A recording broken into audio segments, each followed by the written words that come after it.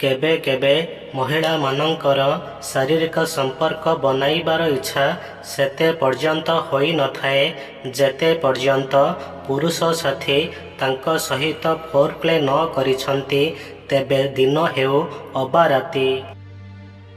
एक रिसर्च अनुसार शारीरिक संपर्क बनाइबा समय रे वातावरण अधिक मूल्य रखी थाए। जदि रूमर तापमान अनुकूल रही थाए तेबे यह करिबार मजा को बढ़ाई देई थाए। नुआ नुआ धनी होइथिबा लोकंक घर को केबे भी जांतु नहीं, कारण से सबु जिनिसर मूल्य देखेई देखेई कहिबाकू लागिबे। कहानी समस्तंकर थाए, कहार अधूरा रही जाई थाए आउ कहार पूरा होई जाई थाए।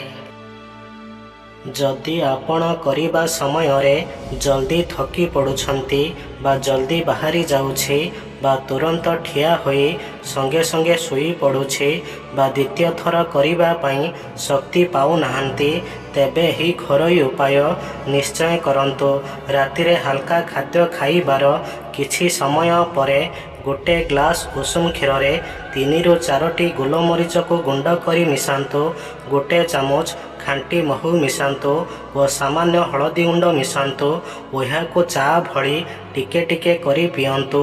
एमिति गोटे मास जाए सेवन करंतु, निश्चित फरक जानी पारिबे।